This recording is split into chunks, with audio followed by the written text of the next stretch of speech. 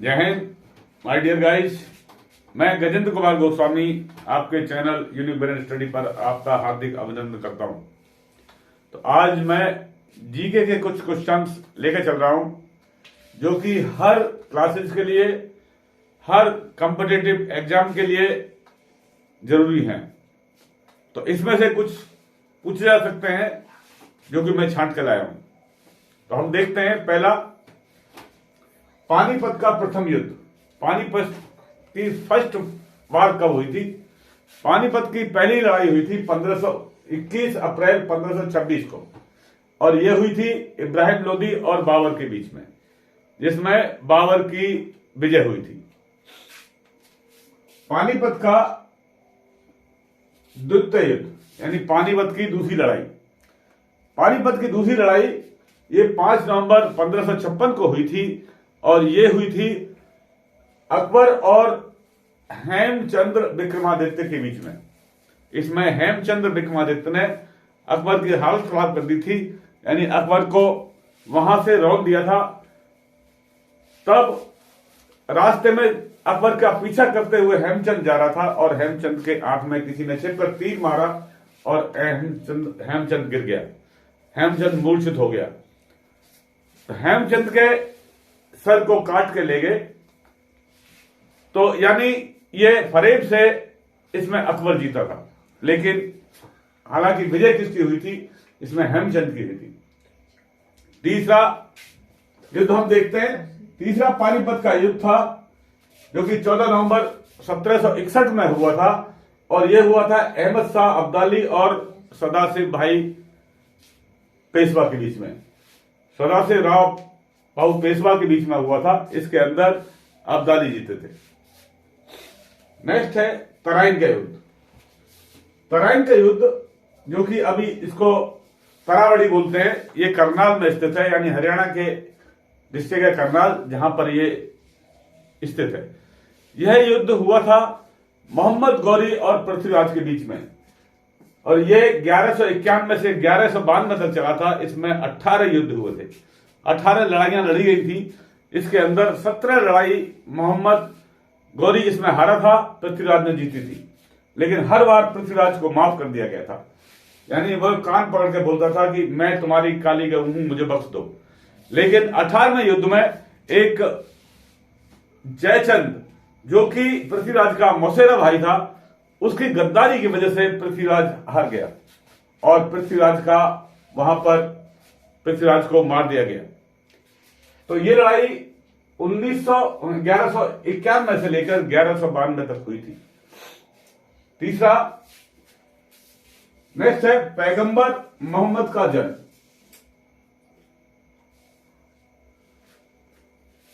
इस्लाम धर्म के अंतिम नबी पैगंबर का जन्म 570 एडी में अरब के एक मक्का में हुआ था।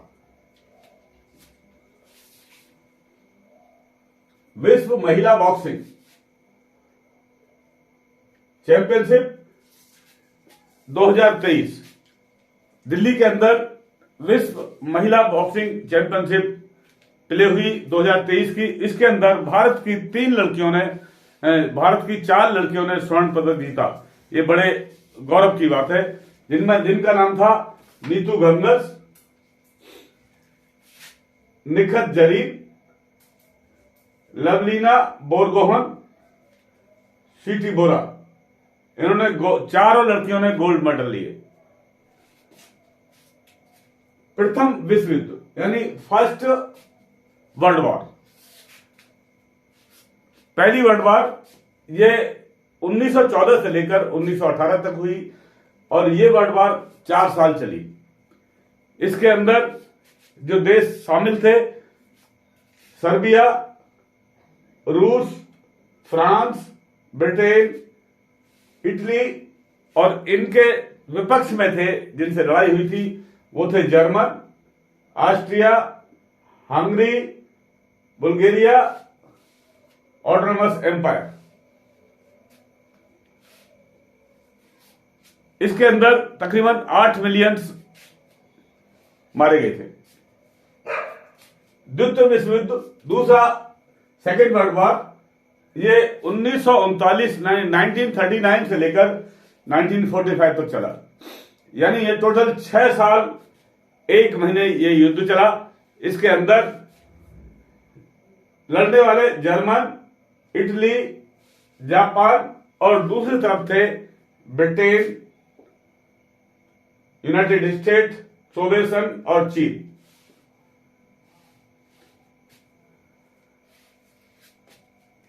नेक्स्ट है रेड क्लिफ।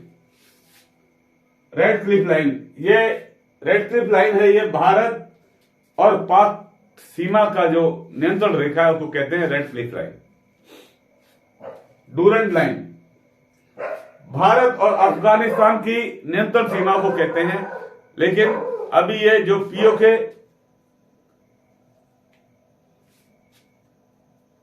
पीओके का हिस्सा है उसको और अफगान की सीमा को जोड़ती है। मैकमोहन लाइन, भारत और चीन के बीच की नियंत्रण रेखा है ये मैकमोहन लाइन। ये जो नाम दिए हुए हैं रेड क्लिफ, डूरेंट और मैकमोहन, ये ब्रिटेन ने, जो उनके ब्रिटेन के अधिकारी थे, जो उनके एक इंपॉर्टेंट आदमी थे, जो उनके ऑफिसर्स थे, उनके नाम पर इसको दिया हुआ है। हम देखते हैं उत्पादन कुछ, यानी विश्व में सबसे ज्यादा उत्पादन किस चीज का कहां कहां पर होता है, तो कॉफी का उत्पादन ब्राजील में सबसे ज्यादा कॉफी पैदा होती है। चाय, सबसे ज्यादा चाय भारत में उत्पाद होती थी, अभी भारत का नंबर चीन ने काट दिया है। कपास भारत में सबसे ज्यादा पैदा होती है, यानी भारत सबसे ज्यादा कपास का एक्सपोर्टर है। स्वच्छ कोयला यानी प्योर कॉयल, यानी सबसे प्योर कॉयल कौन सा है, वो है एंथ्रेसाइट। भारत का सक्रिय ज्वालामुखी है बैरन द्वीप, और ये कहां है, अंडमान निकोबार में, जो कि 2005 से ही एक्टिवेट है। बारकेन क्या होता है, एक सैंड ड्यून होता है, रेतीले क्या होते हैं, टीले होते हैं, और ये कहां ज्यादा मिलते हैं, जैसलमेर एरिया में, यानी राजस्थान के जैसलमेर एरिया में। ये अपना स्थान बदली करते रहते हैं, ये एक परमानेंट फीचर नहीं है, जैसा कि हवा चलेगी तो टीला उठकर दूसरी जगह पर बन जाएगा। इनको कहते हैं बारकेन। भारत के नक्शे में भारत का स्थान कहां पर है, कहां है देखते हैं, यानी लैटिट्यूड है इसका 8 डिग्री 4 मिनट से लेकर 37 डिग्री 6 मिनट, यानी ये नॉर्दिंग में, इसको हम बोलते हैं अक्षांश रेखा है। अक्षांश रेखा कहां कितना है हमारा, अक्षांश कितना है हमारा, 8 डिग्री 4 मिनट से 37 डिग्री 6 मिनट नॉर्दिंग। लॉन्गिट्यूड इसका यानी देशांतर इसका है हिंदुस्तान का, भारतवर्ष का 68 डिग्री 7 मिनट ईस्ट से लेकर 97 डिग्री 25 मिनट, यानी 97 डिग्री 25 मिनट ईस्टिंग में। इसको कहते हैं हम देशांतर, यानी देशांतर, भारत का देशांतर कहां से शुरू होता है और कहां खत्म होता है, यानी 68 डिग्री 7 मिनट से लेकर 97 डिग्री 25 मिनट पर। विश्व का टाइम जो लिया जाता है वो ग्रीनविच से लिया जाता है, यानी लंदन के ग्रीनविच से लिया जाता है। वहां पर एक लंदन ऑब्जर्वेटरी है, वहां से विश्व का टाइम शुरू होता है, और हिंदुस्तान के और लंदन के टाइम का फर्क प्लस 5.30 मिनट का। इसी तरह से यदि भारतवर्ष के अंदर इसका जो चौड़ाई है और लंबाई है ये तकरीबन बराबर है, यानी इसमें 30 डिग्री का फर्क है लंबाई में और चौड़ाई में, यानी वेट में और लेंथ में। तो इसको 30 डिग्री में, इसका जो टाइम यदि हम लेते हैं, लंदन का टाइम से हमारा टाइम 5 डिग्री 30 मिनट ज्यादा है। इसको बिल्कुल सेंट्रलाइज करने के लिए, भारत को सेंट्रलाइज करने के लिए इस टाइम को भारतवर्ष के नक्शे के बीच से लिया गया है। और वो लाइन, उसको क्या कहते हैं हम, IST कहते हैं, यानी भारतीय स्टैंडर्ड टाइम। वो भारतीय स्टैंडर्ड टाइम कहां से गुजरता है? उत्तर प्रदेश के मिर्जापुर के अमरावती चौक है, वहां से होकर गुजरता है। और उसका कितना है? वो है 82 degree 30 minute. 82 degree 30 minute. Next है आदम ब्रिज।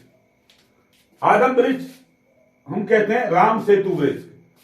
राम सेतु पुल जो बनाया हुआ था, भगवान राम ने बनना था। भगवान राम जब सीता को खोजने गए थे, रावण के ऊपर आक्रमण किया था, लंका के ऊपर आक्रमण किया था, उस टाइम बानरों ने पुल बनाया था। तो राम सेतु ब्रिज कहते हैं, राम सेतु पुल कहते हैं और आदम ब्रिज कहते हैं। इसकी लंबाई 48 किलोमीटर यानी 30 मील है, टोटल 30 मील है। आगे देखते हैं संविधान पारित। भारत का संविधान 26 नवंबर 1949 को पारित हुआ था और यह 26 जनवरी 1950 को यह लागू हुआ था। और इसके जो प्रारूप के सदस्य थे, जो अध्यक्ष थे प्रारूप के, वो थे डॉक्टर भीमराव अंबेडकर। यानी ड्राफ्टिंग कमेटी के जो प्रेसिडेंट थे वो थे डॉक्टर भीमराव अंबेडकर। अनुच्छेद 19, भारतीय संविधान का अनुच्छेद 19 क्या कहता है? अभिव्यक्ति की आजादी। अनुच्छेद 19A, सूचना का अधिकार यानी राइट टू इंफॉर्मेशन। प्रथम नोबेल पुरस्कार लेने वाले भारत के एक साहित्य के अंदर 1913 में उन्होंने लिया था, वो थे रविंद्रनाथ टैगोर। और उनको मिला था किसके ऊपर? गीतांजलि के ऊपर यह पुरस्कार मिला था। यह पुरस्कार साहित्य में दिया जाता है। भारत की साक्षरता दर, भारत की साक्षरता दर 77.7% है, जिसमें केरल की 94% और लक्षद्वीप की 91%। अर्जुन अवार्ड ये एक खेल जगत के लिए दिया जाता है, जो खिलाड़ी है उनको दिया जाता है। इसके अंदर सबसे पहला जो अर्जुन अवार्ड दिया गया था वो 1961 में दिया गया था और वो दिया गया था सलीम दुरानी को, क्रिकेट खेल के ऊपर। यानी ये क्रिकेटर थे और सबसे पहला इनको अर्जुन अवार्ड दिया गया था। किसको? सलीम दुरानी को, 1961 के अंदर। नेक्स्ट है महिला क्रिकेटर दिया गया जिसका नाम था शांता रंगास्वामी। इनको यह पुरस्कार 1976 में दिया गया था, यानी 1976 में दिया गया था। तो अगर हम देखते हैं कुछ आविष्कार, 2-3 आविष्कार है, जिसमें मोबाइल का आविष्कार। मोबाइल की खोज किसने की थी? वो थे मार्टिन कूपर। टीवी की खोज JL बेयर्ड 1925 में उन्होंने खोज की थी। इंटरनेट की खोज 1969 के अंदर टिम बर्नर्स-ली ने किया था। आधी रात का सूरज नॉर्वे को कहा जाता है। इसके अंदर आधी रात जब हो जाती है तब सूर्य दिखाई देता है और ये सूर्य यानी 72 दिन तक कभी कभी दिखाई देता है, जो कि मई से लेके जुलाई तक, नहीं तकरीबन 72 दिन तक दिखाई देता है। अदरवाइज रात को जब आप सो रहे हैं, सोने का आपको देखोगे तो रात को 12 बजे सूरज दिखाई दे जाएगा।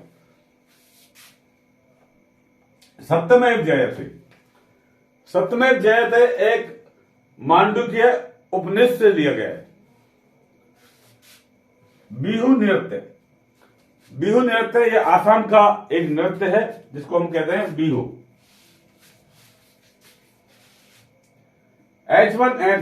एनिमल। ये स्वाइन फ्लू है, इसके अंदर ये सुअर से स्टार्ट हुआ था और ये बीमारी पशुओं के अंदर फैल गई थी, यानी मैमल्स के अंदर ही फैल गई थी। नेक्स्ट है H3N2। ये एक इन्फ्लुएंजा वायरस है, जैसा जो कि आजकल चल रहा है। ये कोरोना की तरह स्प्रेड हो रहा है और इतना खतरनाक नहीं है जैसा कि आप सोचते हो कोरोना की तरह हो, लेकिन जैसे ही आपको खांसी ज्यादा होती है तो आप उसका प्रिकॉशन लें, उसकी दवाई लें। खांसी के साथ साथ खांसी पर ध्यान नहीं रखा गया तो सिर दर्द, पेट दर्द, उसके बाद सूजन आनी शुरू हो जाती है और इसके कई केस बन चुके हैं। इसलिए जैसे ही खांसी स्टार्ट होती है आप इसका प्रिकॉशन लें। यह है बीमारी H3N2। First Dada Saheb Phalke award, ये फिल्म जगत में दिया जाता है और पहला जो अवार्ड दिया गया था वो दिया गया था देवकी रानी को। 1913 में एक फिल्म थी राजा हरिश्चंद्र में अभिनय पर ये देवकी रानी को यह पुरस्कार दिया गया था। ग्रेविमीटर, जल में तेल की उपस्थिति को ज्ञात करना, यानी पानी के अंदर जो तेल है उसकी प्रेजेंस को ज्ञात करने के लिए, मालूम करने के लिए ग्रेविमीटर का इस्तेमाल किया जाता है। जैसे कि आप देखते हैं बॉम्बे में, ड्रामा बॉम्बे के अंदर एक पानी के लिए क्या करते हैं, वहां पर पानी में क्या है, तेल है। उस तेल को निकालने के लिए वहां पर प्लांट्स लगाया हुआ है और जहाज हेलीकॉप्टर से उड़कर हमारे जो साइंटिस्ट हैं वहां जाते हैं और वो काम ड्यूटी करते हैं वहां पर। नेक्स्ट है भटनागर पुरस्कार। भटनागर पुरस्कार साइंस के फील्ड में दिया जाता है, यानी विज्ञान के क्षेत्र में दिया जाता है। Oscar award 2023, Oscar award Bharat के एक फिल्म को मिला है, RRR को ऑस्कर अवार्ड मिला है। यह बड़ी खुशी की बात है और खासकर किस गाने के ऊपर, नाटो नाटो के डांस के ऊपर ये ऑस्कर अवार्ड मिला है। डैक्टिलोग्राफी, डैक्टिलोग्राफी क्या होती है? डैक्टिलोग्राफी जो फिंगरप्रिंट्स हैं उनको चेक करने के लिए जो इस्तेमाल किया जाता है उसको कहते हैं डैक्टिलोग्राफी।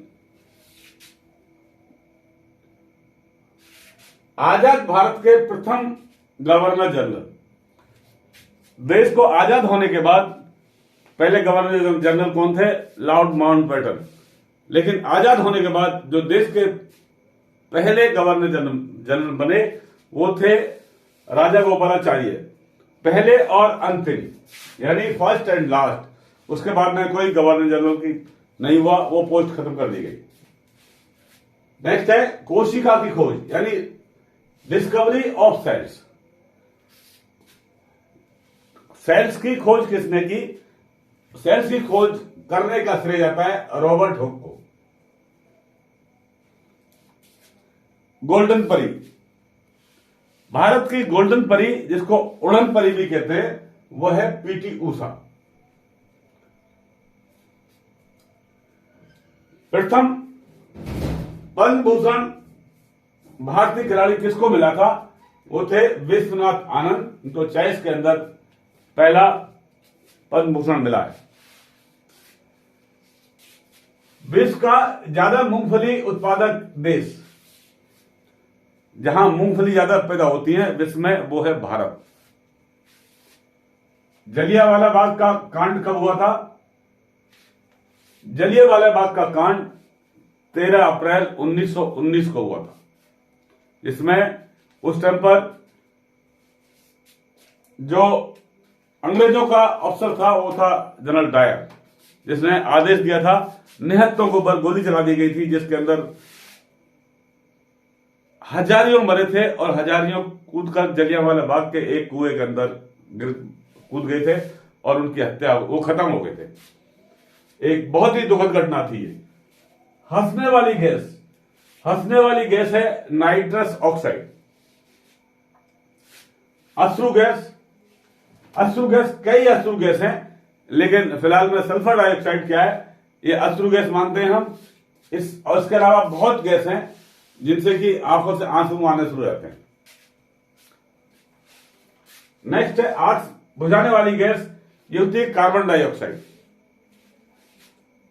सबसे गहरा सागर है पैसिफिक ओशियन यानी प्रशांत महासागर। लंदन कहां पर स्थित है? ये टॉम्स रिवर के किनारे पर स्थित है, टॉम्स नदी के किनारे पर स्थित है। भारत के अंदर रेल सबसे पहले कहां चली थी और कब चली थी?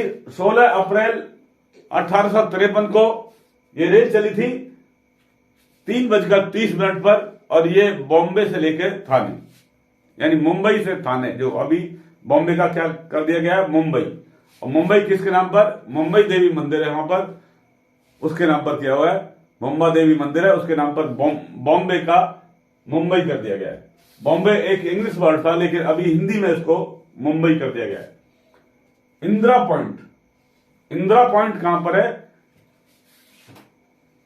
इंदिरा पॉइंट ये ग्रेट निकोबार में, निकोबार के भी अलग हिस्से कर दिए गए, तो ये कहां पर है? ग्रेट निकोबार में।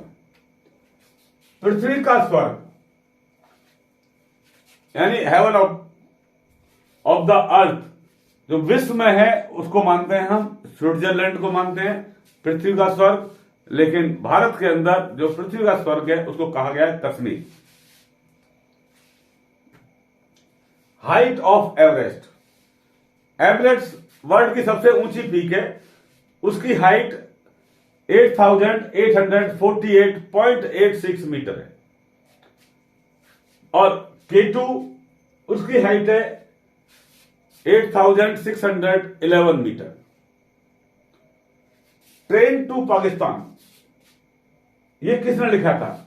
ट्रेन टू पाकिस्तान लिखा था खुशवंत सिंह ने।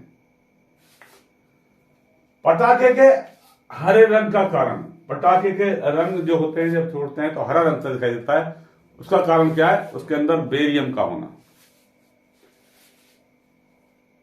सबसे बड़ा बौद्ध मठ हर्षवर्धन काल का कहां पर था? नालंदा में। तो ये थे हमारे कुछ जीके के क्वेश्चन, जो कि आपके हर टेस्ट के लिए एप्लीकेबल है। इस तरह के मैं वीडियो बनाता रहूंगा, और मेरे ऐसे वीडियो देखने के लिए आप मेरे चैनल को लाइक करें, कमेंट्स करें और सब्सक्राइब करें। अगले वीडियो तक के लिए नमस्कार, जय हिंद।